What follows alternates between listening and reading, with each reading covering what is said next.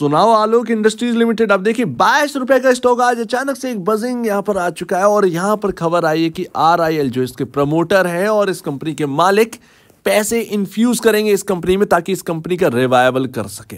Revival होगा तो ये प्राइस जो है जो 25 रुपए 80 पैसे आज हमको देखने को मिल रहा है 20% ऊपर, ये यहाँ पर स्काई रॉकेट हो जाए और प्राइस जो है वो 2 से 4 गुना भी हो सकता है।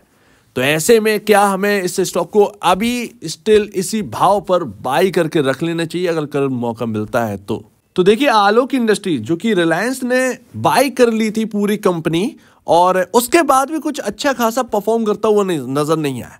देखिए रिलायंस कर क्या रहे हैं कि पहले तो यहाँ पर जो है टीवी जो चैनल्स हैं उसका पूरा का पूरा मर्जर कर देंगे, ठीक है, मीडिया ग्रुप का मर्जर हुआ।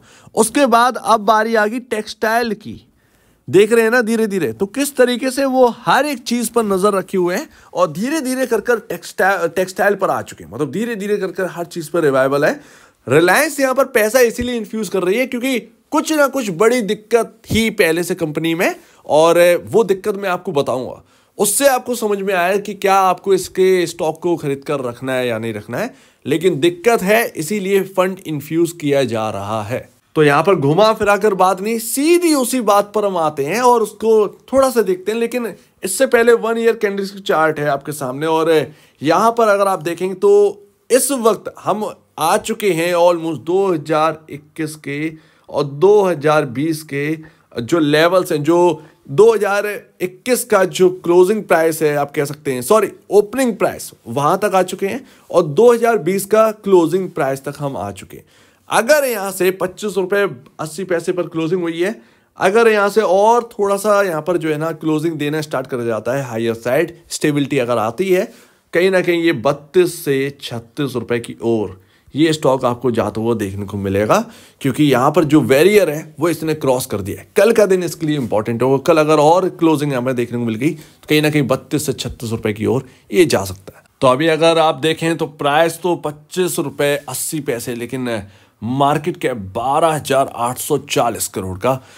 इसी के हिसाब से अगर आप देखेंगे तो वो ट्राइडेंट जो कि 37 पर है, ट्राइडेंट उसके अराउंड आपको यहां पर जो है ना इतना ही, अगर 36 रुपए पहुंचता है तो उतना ही मार्केट कैप आपको देखने को मिलेगा। तो अभी देखिए रिवाइवल करने की कोशिश है क्योंकि टेक्सटाइल में एक बड़ी कंपनी है, एक भारी भरकम कंपनी है आलोक इंडस्ट्रीज। इसके अंदर एक बड़ी प्रॉब्लम आ गई थी तो उसको अगर सॉल्व कर देते हैं RIL तो यहां पर एक बहुत बड़ा प्राइस जो है वो आपको आता हुआ दिखेगा आलोक इंडस्ट्रीज के अंदर। लेकिन ध्यान रखिएगा मार्केट कैप कोई छोटा मोटा नहीं है और बहुत बड़ा भी नहीं है। अर्निंग पर शेयर नेगेटिव है, लॉस मेकिंग कंपनी है, सबसे पहली बात नोट करने वाली। इसलिए कुछ चीजों पर ध्यान रखें। खबर के हिसाब से स्टॉक चल सकता है लेकिन स्टेबिलिटी रहेगी या नहीं रहेगी ये एक डाउट भरा है। पी रेशियो यहां पर मेंशन नहीं है, लेकिन अगर हम देखें तो लमसम यहां पर जो पी रेशियो 0.10 का EPS लेकर भी अगर हम बात करें, मैं नेगेटिव में नहीं गिन रहा हूं, मैं 0.10 का रख के आपके हिसाब से कर रहा हूं। ऑलमोस्ट 250 के अराउंड पी रेशियो चल रहा है, 250 के अराउंड पी रेशियो यहां पर है। अगर हम 0.10 का प्लस का EPS लेके चले, माइनस में अगर आप बात करें तो माइनस में बहुत निकल आएगा, ठीक है। तो अभी पी रेशियो को जान देते हैं। 72.95 का यहाँ पर इंडस्ट्री पी है टेक्सटाइल में, सो दैट यहाँ पर अभी थोड़ी सी स्ट्रेच वैल्यूएशंस तो है। जिस तरीके से लॉस मेकिंग कंपनी है तो वैल्यूएशन तो स्ट्रेच है, ये तो यहाँ पर हमें समझ में आता है। तो प्रॉब्लम कहाँ से स्टार्ट हुई? प्रॉब्लम स्टार्ट हुई 2015, 24,153 करोड़ की नेट सेल। अब आप हिसाब लगा लीजिए आलोक इंडस्ट्रीज की कितनी बुरी हालत होगी। 24,153 करोड़ का नेट सेल्स, ये रिकॉर्ड है। आप पूरे टेक्सटाइल में देख लीजिएगा, इतनी बड़ी यहां पर कमाई करने वाला, मोटी कमाई करने वाला कंपनी आपको देखने को नहीं मिलेगी। चाहे आप पेज इंडस्ट्रीज में क्यों ना चले जाए, उधर भी आपको देखने को नहीं मिलेगी। 24,153 करोड़ 2015 की कमाई है। गिरते गिरते इस कंपनी के हाल इतना खराब हो गया कि गिरते गिरते 3,000 करोड़ की नेट सेल तक पहुंचे।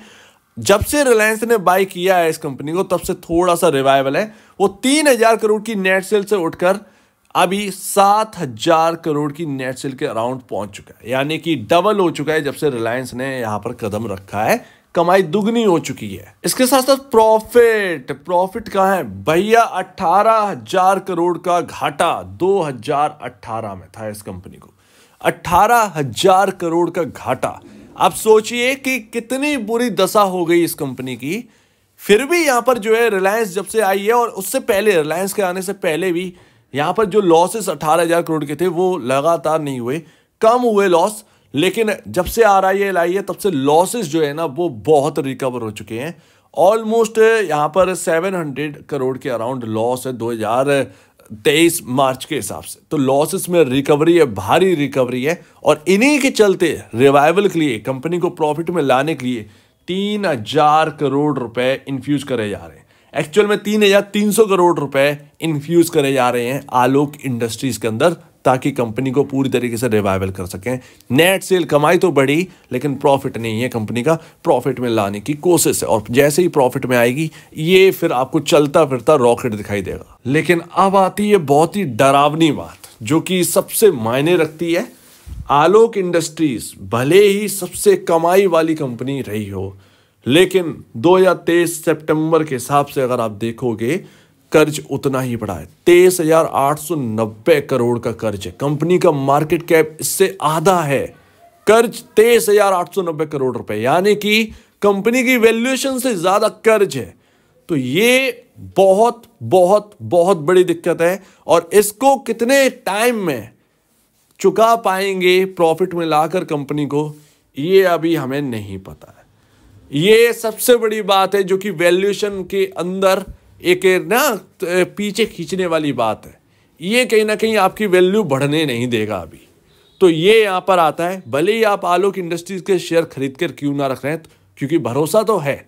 जिस तरीके से कंपनी का मैनेजमेंट यहाँ पर जो है ना, रिलायंस खुद यहाँ पर जो है ना एक इंटरेस्ट दिखा रही है बहुत ज्यादा, तो भैया उस हिसाब से यहाँ पर लॉन्ग टर्म में एक भरोसा तो है कंपनी के ऊपर। लेकिन स्टॉक चमचमाएगा या नहीं चमचमाएगा, ये बहुत ही यहाँ पर जो है ना एक क्वेश्चन मार्क है, क्योंकि कर्ज बहुत बड़ा है, और कर्ज कितने दिनों में यहाँ पर हो पाएगा क्लियर, कितने क्वार्टर्स लग जाएंगे, ये अपने को नहीं पता। तो भैया रिवाइवल तो हो सकता है आपका नेट सेल्स का, रिवाइवल हो सकता है नेट प्रॉफिट का, लेकिन कर्ज कितने क्वार्टर में भर जाएगा ये हमें नहीं पता। और कर्ज वो चीज है जिसमें आपको इंटरेस्ट तो पे करना ही है।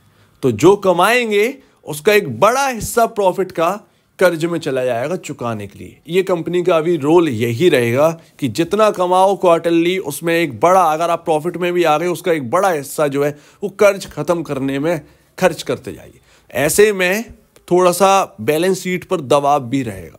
तो ये सारी चीजें, अगर आपको ये सारी चीजें समझ में आ रही हैं, और फिर भी अगर आप कह रहे हैं कि आलोक इंडस्ट्रीज को मैं बाय करके रखूंगा, सो दैट्स योर चॉइस। ये यहां पर ध्यान रखिएगा।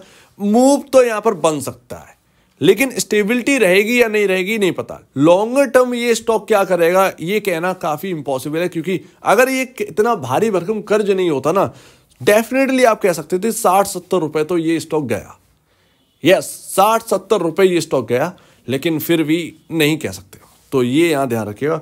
फिलहाल अगर आपको बाय कर लिया है तो आप 22 रुपए को एक इंपॉर्टेंट लेवल मानकर यहाँ पर जो है ना अपने आप को यहाँ पर पोजिशनल बना कर रखिए। कहीं ना कहीं मुझे ऐसा लगता है। बाकी आपके जो ब्रोकर हैं या एडवाइजर हैं उनसे सलाह ले लीजिए। आपका अपना स्टॉप लॉस हो तो उस पर भी यहाँ पर देख लीजिए।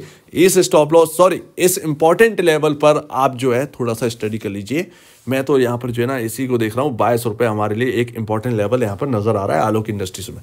तो अगर आपको कल मौका मिलता है, कल इंपॉर्टेंट डे होगा 2020-2021, ये दो हाइज जो हैं वो निकल गए हैं।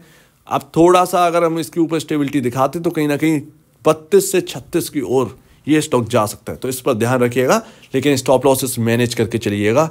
हो सकता है स्टेबिलिटी रहे, हो सकता है कि फिजल आउट हो जाए सारी चीज़ें। सो उम्मीद है काफ़ी कुछ आपको समझ में आया होगा। क्या दिक्कतें हैं, कितना टाइम लगेगा, कह नहीं सकते। इन सभी को समझ कर आप यहाँ पर जो है ना थोड़ा सा अपना डिसीजन लीजिएगा। तो आप क्या कहना है इसके ऊपर कमेंट सेक्शन में, और अब वीडियो देखने के लिए बहुत धन्यवाद दोस्तों।